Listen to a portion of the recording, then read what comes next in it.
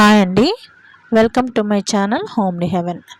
మీలో first time నా channel చూస్తుంటే please like, share and subscribe.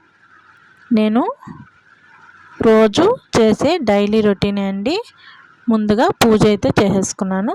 తర్వాత నేను లంచ్ ప్రిపరేషన్ ఒకటి చూపిస్తున్నాను ఈరోజు. ముందుగా నేనైతే సొరకాయ బజ్జీ చేస్తున్నాను ఈరోజు లంచ్ ప్రిపరేషన్ కోసం.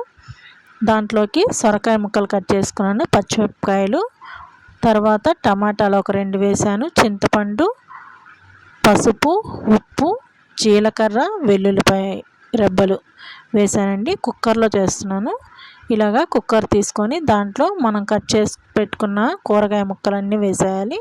దాంట్లోకి వెల్లుల్లిపాయ రెబ్బలు, జీలకర్ర, పసుపు, ఉప్పు, చింతపండు అన్నీ వేసేసి కొద్దిగా నీళ్లు పోయాలండి. నీళ్లు పోసేసి కుక్కర్లో పెడుతున్నాను కదా, దానికి 3 విజిల్స్ రానివ్వాలి. 3 విజిల్స్ వస్తే మనకి పూర్తిగా బాగా ఉడికిపోతుందండి.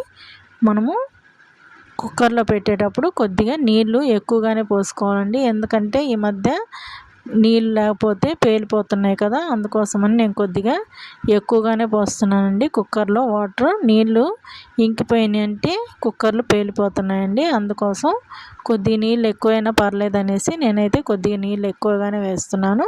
ఇలాగా మూత పెట్టేసి కుక్కరు పొయ్యి మీద పెట్టేశానండి. 3 విజిల్స్కి అయితే దించేసాను.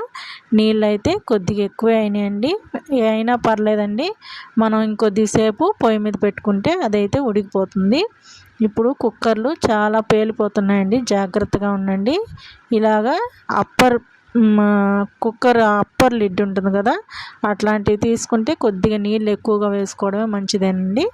అవి త్రీ విజిల్స్ వచ్చిన తర్వాత నేను దాన్ని మెదిపేసి ఇంకొద్దిగా నీళ్ళు ఉన్నాయని పొయ్యి మీద పెట్టేశాను. తర్వాత తాలింపు కోసం అనేసి ఒక గిన్నె పెట్టుకొని దాంట్లో ఆయిల్ వేసి ఆవాలు, జీలకర్ర, మెంతులు, తర్వాత ఉల్లిపాయలు, వెల్లుల్లిపాయలు అవి కూడా వేసి బాగా వేగనిస్తున్నానండి. ఇవి బాగా వేగాలండి. పచ్చి పచ్చిగా ఉన్నప్పుడు, తెల్లగా ఉండేటప్పుడే వేస్తే టేస్ట్ అయితే బాగోదు.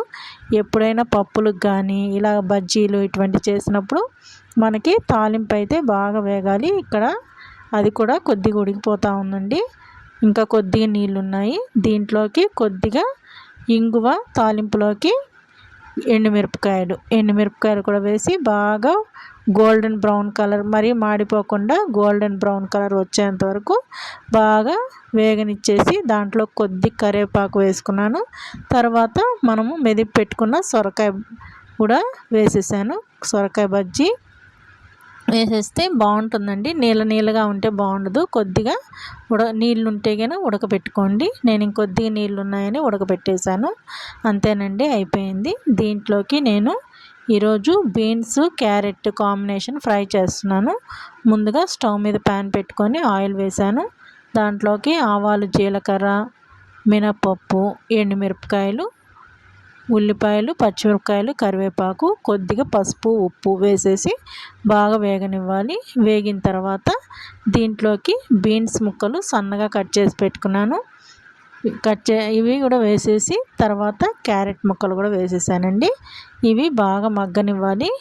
ఈ కాంబినేషన్ బాగుంటుందండి బజ్జీల్లోకి. దాంట్లోకి ఇలాగా ఫ్రై టైప్, మనం ఏమైనా బంగాళదుంప ఫ్రై కానీ, అరటికాయ ఫ్రై కానీ ఇలాగా ఏమైనా ఫ్రైలు చేసుకుంటే దీంట్లోకి కాంబినేషన్ బాగుంటుంది.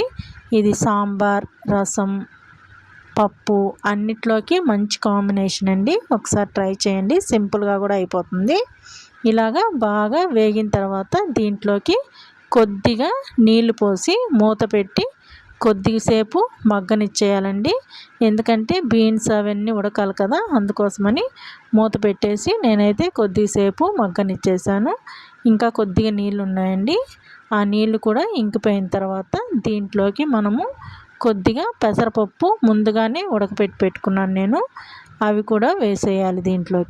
దీంట్లోకి వేసేసి బాగా కలుపుకోవాలండి. కలుపుకొనేసి కొద్దిసేపు దాంట్లో అంతా కలిసేలాగా మనం తిప్పుకోవాలి. తిప్పేసుకొనేసి దీంట్లో కొద్దిగా కారం కూడా వేసానండి, నేను క్లిప్పింగ్ యాడ్ చేయలేదు. తర్వాత లాస్ట్లో పచ్చి కొబ్బరి తురుము, దీంట్లోకి పచ్చి కొబ్బరి తురుము చాలా మంచి టేస్ట్ని ఇస్తుందండి. ఇంకా పచ్చి కొబ్బరి కూడా మనం వీలైతే ఇంకొద్దిగా ఎక్కువ కూడా వేసుకోవచ్చు మీ టేస్ట్ని బట్టి. ఇలా పచ్చి కొబ్బరి లాస్ట్లో వేసేసి దించేస్తే చాలా బాగుంటుందండి ఈ ఫ్రై. సింపుల్గా కూడా అయిపోతుంది. ఒకసారి ట్రై చేయండి. నేను ఈ వంట అంతా అయిపోయిన తర్వాత నేనైతే ఇంకా మిగతా పనులు కూడా ఉంటే అవి కూడా చిన్న చిన్న పనులు చేసేసుకున్నానండి. పచ్చి కొబ్బరి తురుము ఉంటే ఇది కూడా బాక్స్లో పెట్టి ఫ్రిడ్జ్లో పెట్టేసానండి, స్టోర్ చేసేస్తున్నాను.